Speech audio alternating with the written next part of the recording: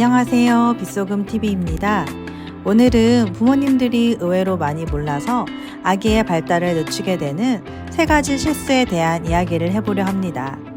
바로 손과 뇌 발달의 관계에 대한 이야기인데요. 첫 번째 실수는 바로 손싸개로 손을 꽁꽁 싸매고 있으면서 손에 아무런 자극을 주지 않는 점입니다. 신생아 때부터 손싸개 많이 사용하시죠? 손싸개에 쌓여있는 손은 외부의 자극을 차단하여 뇌 발달이 느려지게 만듭니다. 손은 제2의 뇌라고도 하죠. 손은 뇌의 명령을 수행하는 운동기관이면서 뇌에 가장 많은 정보를 제공하고 뇌를 활성화시키는 감각기관입니다. 손을 사용함으로써 인간 두뇌의 중추인 전두엽에 자극이 가해지고 자극을 해석하는 과정에서 전두엽은 새로운 생각을 만드는 등 창의적 활동을 하게 됩니다.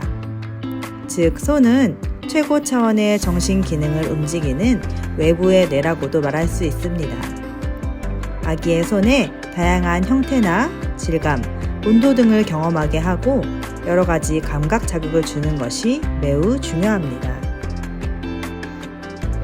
두 번째 실수는 손놀림, 즉 소근육 발달에 좋은 자극이 될 수 있는 장난감이나 놀이를 제공하지 않는 점입니다. 옛날의 아이들은 공기놀이, 딱지치기와 같이 손을 사용한 놀이를 많이 했지만 현대의 아이들은 손가락 몇 개로 스마트폰을 이용한 게임을 많이 하는 시대가 되었습니다. 컴퓨터나 기계를 통해 편리함을 추구하다 보니 어른들도 손으로 무언가를 만들거나 작업하는 일이 적어지고 있습니다. 하지만 어린 아이들일수록 특히 만 3세 이전에는 손을 많이 사용해야 합니다. 눈과 손의 협응 능력을 키우고 손 조작을 정교하게 연습하고 기능을 확대시켜서 사용하는 데 능숙해져야 합니다. 요즘 아기들의 장난감을 보면 버튼 하나만 누르면 소리가 난다거나 모양이 고정되어 있어 조작할 것이 별로 없는 것들이 많이 있습니다. 손을 이용한 놀이를 전혀 하지 않고 단순 조작의 장난감에만 의지하는 것은 꼭 주의하셔야 합니다. 제가 추천하는 장난감은 몬테소리 교구입니다.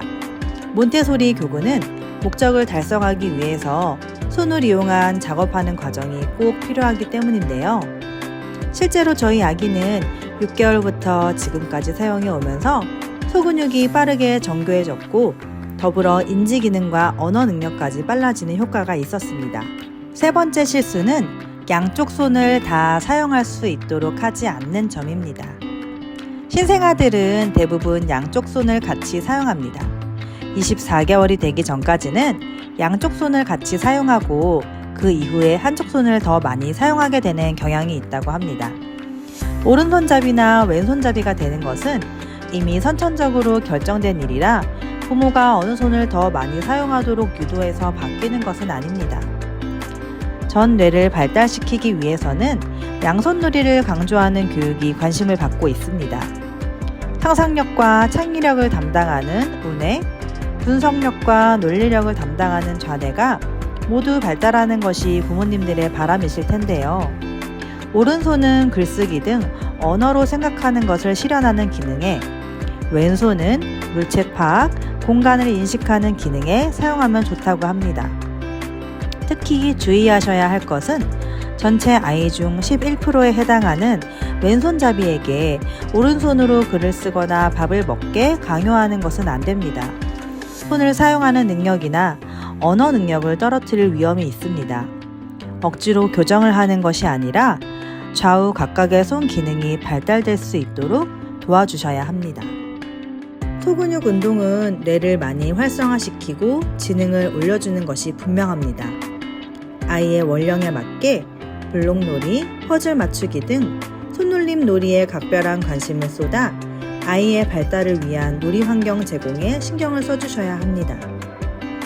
이번에 제가 준비한 내용은 여기까지입니다. 다음 영상에서 또 유익한 육아 정보로 찾아뵙겠습니다. 감사합니다.